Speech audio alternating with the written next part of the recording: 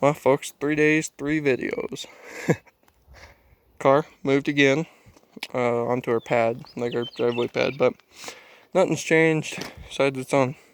Oh, I got some new equipment today. A nice jack. It's a lightweight, just a 1.5 ton jack, which is really all we need. And then 2 little jack stands, but got it sitting on blocks. Car started up, it moved under its own power today. Doesn't run the prettiest. We ran into some problems with the trailer, and we got to talking, and we're like, we don't know, because the motor wasn't wanting to run right. And then transmission, we couldn't figure out the gearing, which I fixed. Earlier I had family out here with me helping, but sitting on blocks in the back, nothing's really changed. But anyways, we got talking like, does it really have another life in it? I argued that it does. My mother fought and said, yeah, it's got another life in it until it doesn't move or it doesn't start on its own, then it's done. And my older brother said it's done, there's no more runs in it, which, I mean, the front end's pushing up, rear end's pushing up in some spots. I think it does. It's gonna run again. Nothing's really changed back here.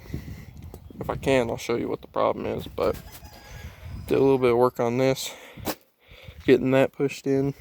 Like I said, sitting on blocks so we can work on them, but let's see if we get into here and figure out the problem. Let's see. Well, shoot. Well, you can't see, but I will post a picture of it. But basically, you got two. So you get shift linkage or shifter right here. And then I can't put the hood up, but yeah, you can't really see, but basically right there is the rest of your shifter. It moves around and then it connects in 2 different spots. Part of it's on the transmission, the rest of it is on the body. It's kind of just to hold it there. Well, sorry, I'm out of breath. I've been working all day, like yesterday and the day before, just out of breath. But basically the one that connects to the body had actually come out.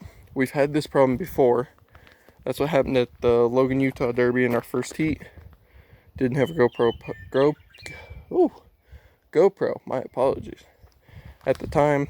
And but that came undone, that knocked us out.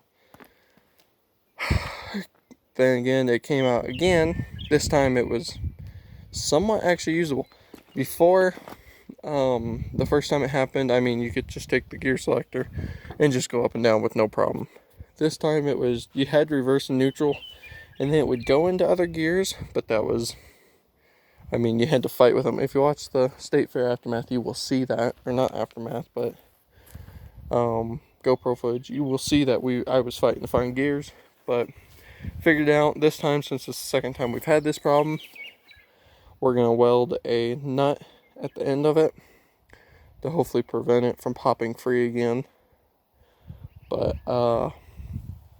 and my father reminded me that the motor mount is broke on the driver's side, so that's what's caused a lot of problems up in here. My rear sway bar is broke, not much of a problem, and I'm putting a new radiator in it, but I got thinking, this motor's got so much damage, there's really no point. I mean, yeah, it might give me a few more seconds, but I'm just going to loop the lines, fill them up, and call it good. But motor mounts, I know you can't see it, but the motor mount's sitting, or the broke, so this is all sitting on the rear sway bar. And then there's actually, in the oil pan, there's actually, I don't know what you want to call it, like a groove from where that bottom is hitting it. So that's that. But the car, I mean, it's starting, no problem at all. I mean, it doesn't run the best. I don't know. I think that's just from it overheating, but yeah, not much has really changed with it today. Did just a little bit of body work on the back. Probably gonna work on this side a little bit, getting it pushed up, and then and I apologize. I've been up since 5, and it's currently 8:30. So I'm a little tired. I've been running around all day working on this. This quarantine's really nice. Got plenty of time. But yeah, I think the only other thing I'm gonna do after I fix the rest of it is I'm gonna torch a pat or a hole here and here.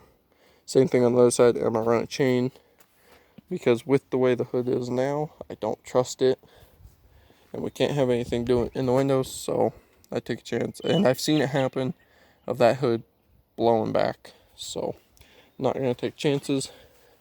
Oh, no, new fuel cells in too, and works great.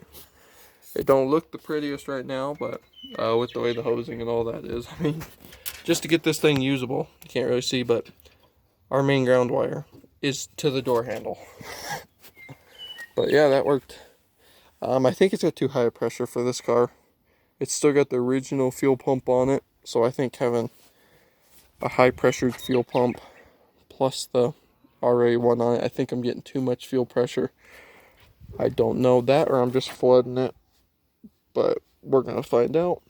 But yeah, not much has changed, like I said. Car's running, looking great, looking better. Not great, but it's looking better. It runs, it drives, that's a plus. So yeah, I appreciate y'all watching. Y'all have yourselves a wonderful rest of your day.